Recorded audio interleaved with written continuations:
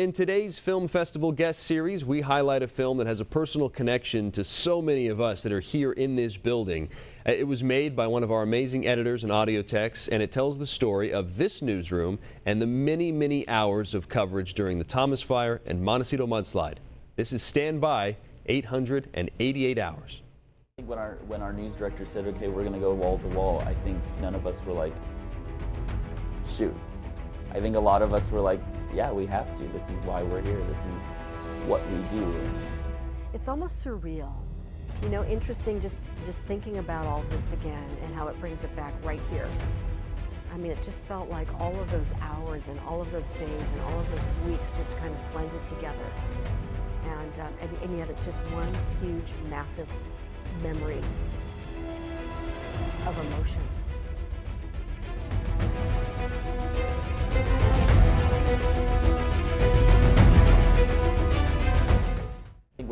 And joining us this morning is the director of Stand By, 888 hours, our very own Chelsea Michaelis. And we're socially distant. We haven't had somebody at the desk with us in forever. Chelsea, thanks for agreeing to do this. No problem. And congratulations on being part of the film festival. Thank you. All right, tell me how you got inspired to do this. I mean, you went to school to, in part, make films, and you were able to do it, and then your work here as well. Kind of, did it trigger you to want to do this? A little bit. I never thought about doing anything with film. It was always about basketball for me. So, but when I went to school and I took a documentary class, I just fell in love with documentary. And so when we did something like this, and I've always heard the stories of the first responders, the residents, the victims' families, but nobody ever said it from the point of view of the news. So I thought, you know, this would be a good experience. This would be good to show the side of the story of what we do, because I don't think it's ever been done that going wall-to-wall coverage before for anything. Yeah, we were on for a long time during these two just terrible events that were going on. Okay, so you interviewed all of us. How many interviews did you do? Oh my gosh. Okay, I think about 13 or 14. Yeah. So you had a lot to go through to put this together. I had a lot to go through, especially all the footage that we had. It was so much. At some point, I was like, what did I get myself into? Because it was just so much footage.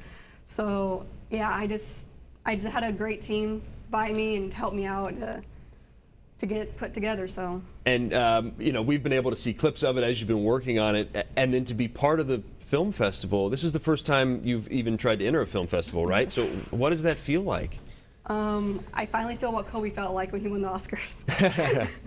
So for Dear Basketball, yeah, it just felt like that. It was like you got chosen for something other than basketball, so it felt really great.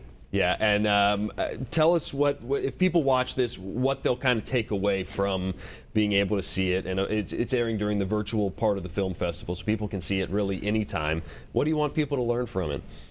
I don't know. I mean, it's just what we had to go through. You know, we lived it just as much as the residents did. Sure. You know, and I like what Danny Max had to say. He texted me. He watched it. He said it's a love letter to the team and the community. So I'm going to stick with that. That sounded pretty good. So that's a really good way to put it. Well, we're very proud of you. And if you'd like to watch Stand By 888 hours, it can be seen throughout the festival online by purchasing a virtual ticket. A big round of applause from everybody in this newsroom who knows how hard you worked on this, and we're really proud of you. So way to go, Chelsea.